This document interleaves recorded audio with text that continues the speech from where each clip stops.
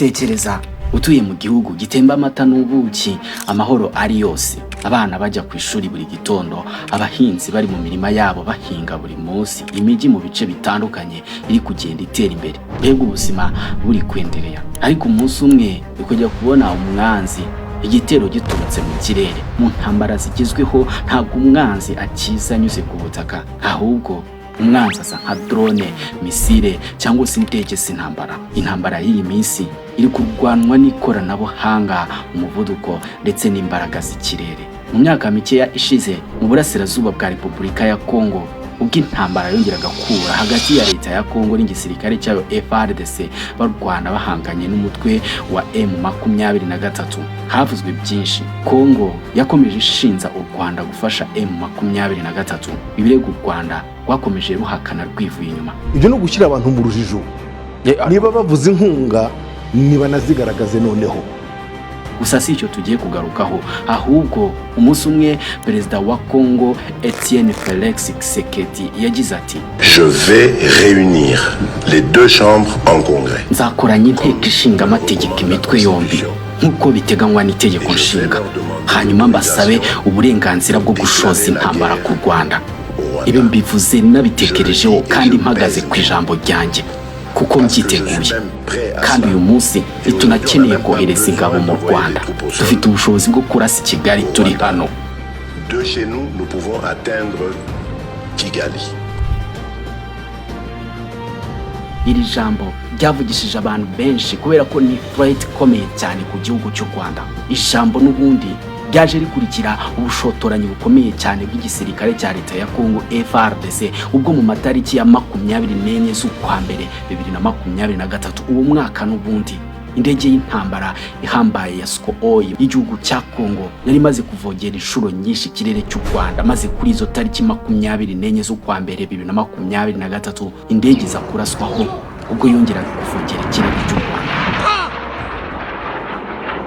Agari ubushotoranyi bw'igihugu cya Kongo gusa u Rwanda rufitiye inkeke, ahubwo n'igihugu cy'u Burundi cyagiye kigamba kenshi kuba cyatera u Rwanda. So would you be able to defend Burundi yourself also if is that were the case? preparing himself that when they will attack us, we will attack them.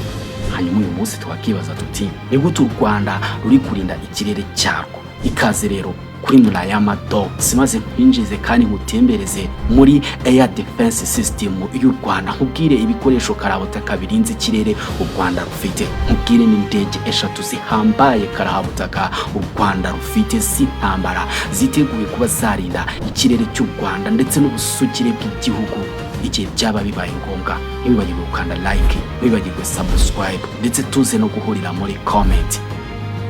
Duhereye ku ndege, reka nkubwire indege 3 rutura u Rwanda rwibitseho, indege zigezweho muri iyi si ya none y'intambara. Indege karabutaka yitwa SAB JAS 39 Gripen.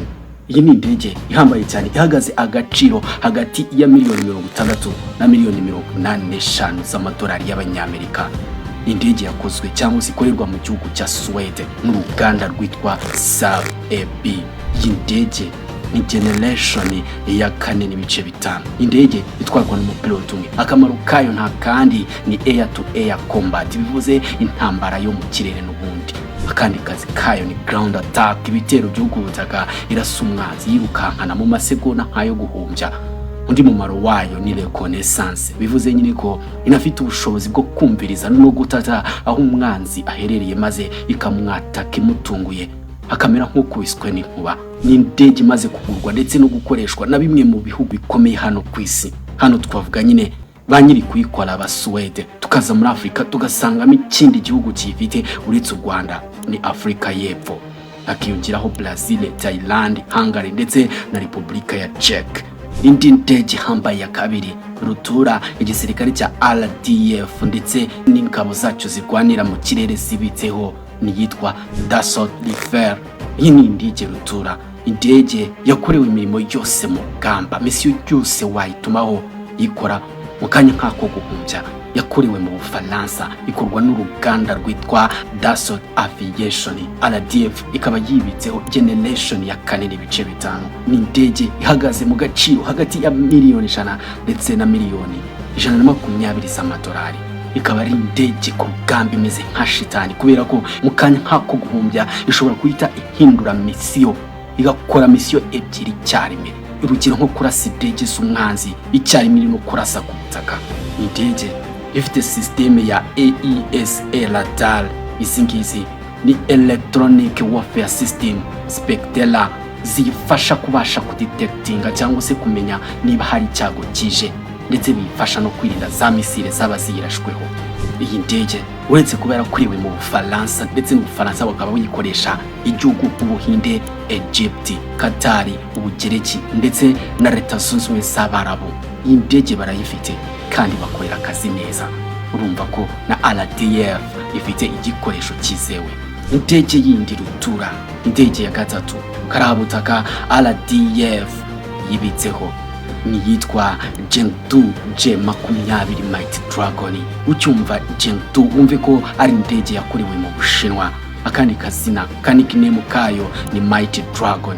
Indege ihambaye cyane y'Abashinwa, imwe mu ndege nshyashya generation ya gatanu, indege ikomeye mu ntambara zigezweho, yakozwe n'uruganda Chengdu Aerospace Corporation.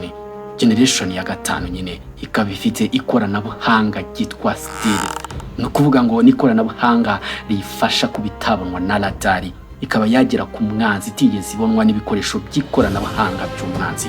Indege irasa bikomeye cyane kandi ifite ubwenge buhambaye bwo kwisha umwanzi. Ni indege ifite n'ubushobozi bwo gutwara long range air to air missiles, misile nazo zitoroshye. Usibye izo ndege ziri mu bwoko bwa fighter jet, indege z'intambara, RDF ifite na za kajugujugu zihambaye cyane zishobora kwifashishwa mu rugamba, nko gutwara abasirikare, gutwara ibikoresho, kugemura ibyo kurya n'ibindi byose bikorwa igihe hari urugamba kandi bikomeye cyane. Ibikoresho bihambaye bihagije byifashishwa RDF irabifite. Reka tuve ku bijyanye n'indege noneho turebe ubwirinzi bw'ikirere, ibyitwa air defense system. RDF ihagaze gute? Ubwirinzi bw'ikirere bwa mbere u Rwanda rufite n'ubwitwa IP-150 radar. Iyi ni systeme y'ubwirinzi buhambaye cyane, mbega ifite radar zifasha kumviriza no kuvumbura umwanzi n'ibikoresho bye aho biherereye. Gusa yo nta kindi ikora uretse gufata ayo makuru yose ikahita yahereza izindi system kugira ngo zikora akazi kazo. Zifite ubushobozi bwo kumviriza ndetse no kubasha kumenya aho indege z'intambara ziherereye, niba ziri kwinjirira ikirere cy'igihugu, za helicopter, amadrone n'izindi misile zindi. Ubwirinzi cyangwa se izi radar zirabyumva, zikanonosora ayo makuru, zigahereza izindi systeme. Ziriya radar iyo zimaze kugiranya amakuru yose ziyahereza mu zindi systeme z'ubwirinzi bw'ikirere. Hano tugiye kuvuga ubwirinzi bw'ikirere buhambaye cyane nka Sky Dragon 50. Buno ubwirinzi bw'ikirere bwubatswe n'Abashinwa.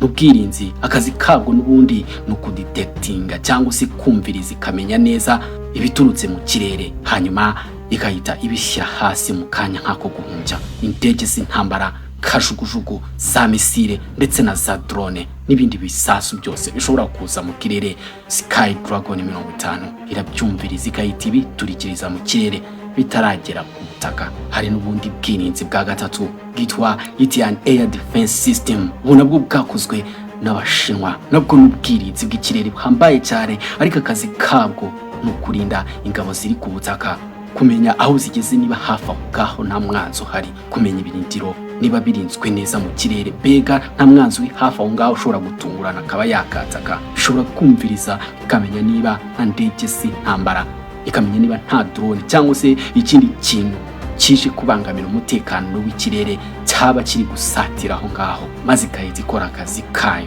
Ubwirinzi bw'ikirere ni bwinshi, bumwe bwaranakoreshejwe ku mugaragaro. Bwa mbere nibwo Abanyarwanda bari babonye igikorwa gihambaye cyane cya RDF. N'umunsi M23 yafataga umujyi wa Goma, maze mu mirwano ikomeye cyane bari bahanganyemo n'ingabo za leta ya Kongo FARDC maze hindukiza ibitwaro byayitangira kurasa mu Rwanda. Ibisasu ntibyigeze bikora ku butaka kubera ko ubwirinzi bw'ikirere bwari buhari.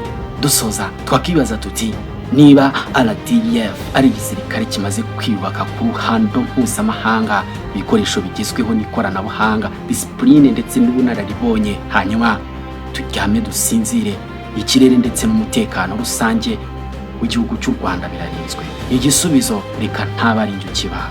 iyo ushaka amahoro witegura intambara. Rero ubwo twe dushaka amahoro, ibyo kwitegura twiteguye kera. Niba ushaka uryame usinzire wicuye wiyongere, ibyo ntabwo ari ikibazo. Mwakoze kubana natwe. Niba wakunze kandi wishimiye iki cyegeranyo, duhe like, uduhe subscribe, unyarukire muri comment utubwire, cyangwa se uzane indabo tuzihe RDF, cyangwa se utubwire ibindi bitekerezo utekereza ku ngabo z'u Rwanda. Ibihe byiza.